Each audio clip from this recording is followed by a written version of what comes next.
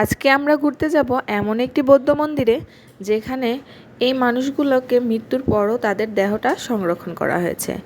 এই মন্দিরটা হচ্ছে রাজবন বিহার, বাংলাদেশের বৌদ্ধ সম্প্রদায়ের বৃহত্তম বিহার, রাঙামাটি শহরের আদুরেই অবস্থিত। আর রাজবন বিহারে প্রবেশ করার আগেই দেখতে পেলাম অনেকগুলো দোকান, আর এই দোকানে রয়েছে পূজার সব ধরনের সামগ্রী। এখানে রয়েছে অনেক ধরনের বই, তারপর রয়েছে পূজার যত রকমের থালা, ফুল। যারা দূর দূরান্ত থেকে এই মন্দিরে আসে তারা এখান থেকেই সব ধরনের সামগ্রী কিনতে পারবে। এখানে সব ধরনের সামগ্রী আছে পূজার, যার জন্য কোনো কিছুই বাইরে থেকে কেনার প্রয়োজন হবে না, এখান থেকেই ওরা নিতে পারবে। এখানের এই পুতুলগুলো দেখেন কত সুন্দর করে মাথা নাড়াচ্ছে, দেখতে কিন্তু খুব ভালো লাগছিল। এই যে এইখানে আরও কিছু রয়েছে, এগুলো কি সুন্দর হাসতেছে আর মাথা নাড়াচ্ছে, দেখতে কিন্তু খুবই ভালো লাগছিল। এর পাশের দোকানটাতেই ছিল বৌদ্ধ ভিক্ষুদের কাপড়। এখানে বৌদ্ধ ভিক্ষুদের সব ধরনের কাপড় পাওয়া যায়। আর এই হচ্ছে রাজবন বিহারের গেট। গেটে প্রবেশ করার আগেই দেখতে পেলাম এইখানে সবাই মোমবাতি জ্বালাচ্ছিল আর এইখানে পূজা করছিল। তো এই জিনিসটা দেখে আমরা একটু দাঁড়িয়ে থেকে দেখার চেষ্টা করছিলাম এখানে সবাই কি করছে। দেখলাম যে সবাই এখানে 2-3টা একসাথে মোমবাতি লাগিয়ে তারপর এখানে পূজা করতেছিল। আসলে ওনারা এখানে কেন মোমবাতি লাগাচ্ছিল আর পূজা করতেছিল এই জিনিসটা জানার জন্য আমরা এই ভাইটিকে জিজ্ঞেস করেছিলাম। তো ওনারা বলল এই মন্দিরে যাওয়ার আগে নাকি এখানে মোমবাতি লাগিয়ে প্রার্থনা করতে হয়, তারপরে মন্দিরে প্রবেশ করতে হয়। তো আমরা মন্দিরের ভিতরে প্রবেশ করলাম।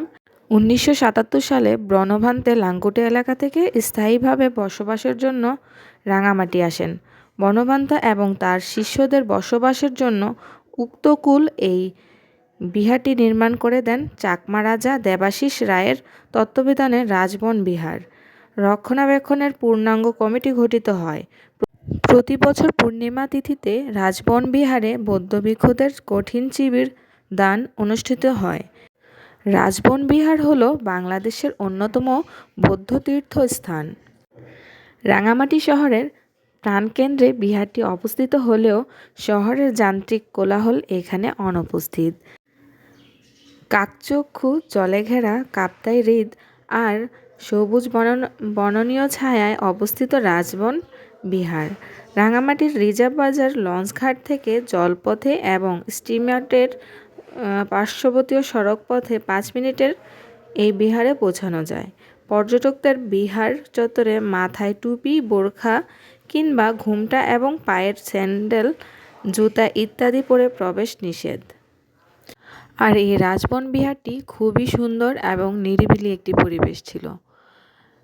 এই রাজবন বিহারটি অনেক বড় একটি এরিয়া নিয়ে করা, আর এটার ভিতরে যতগুলো বিল্ডিং দেখতে পাচ্ছেন সবগুলোর ভিতরেই আলাদা আলাদা মূর্তি ছিল, আর সবাই ওখানে গিয়ে পূজা করতেছিল। বনভান্তে মারা যান 2014 সালে, তবে তার দেহটি এখনও এই রাজবন বিহারে সংরক্ষণ করা আছে। লোকমুখে শোনা যায় তার চুল, নখ এগুলা নাকি এখনও বৃদ্ধি পায়, তবে জানি না কতটুকু সত্য, মানুষ বলে সেটাই আপনাদেরকে বললাম। তবে রাজবন বিহারটি অন্যান্য বিহার থেকে খুবই সুন্দর একটি বিহার। দেখুন এই বিল্ডিংটি কত সুন্দরভাবে সাজিয়েছে, দেখতে কিন্তু অসম্ভব সুন্দর লাগছিল।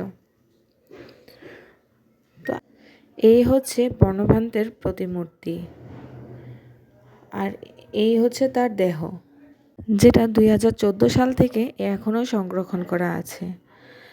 আর এইখানে ওনার দেহ ছবি অথবা ভিডিও করা নিষেধ ছিল, যার জন্য আমি ভিডিও অথবা ছবি তুলতে পারিনি। আর এই ছবিগুলো আমি গুগল থেকে সংরক্ষণ করেছি। আর এইখানে একটা সাপের মূর্তি ছিল যেখানে সবাই পূজা করতেছিল। এই যে সেই সাপের মূর্তিটা, এটা ড্রাগনের মতো অনেকটা ছিল।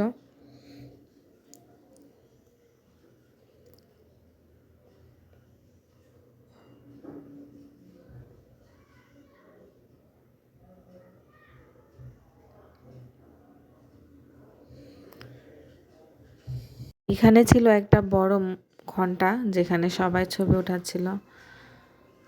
আর আমরা এখন আরেকটা কক্ষে যাচ্ছি, যেখানে অনেকগুলা স্বর্ণ মূর্তির মতো ছিল। এইখানেও সবাই পূজা করতেছিল। আর এই পরিবেশটা একদমই নিরিবিলি একটি পরিবেশ ছিল।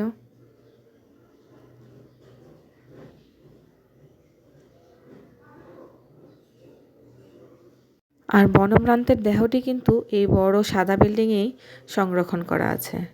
আর এটা হচ্ছে গেটের সামনের পাশটা। এখানে একটি মূর্তি দাঁড়া করানো আছে।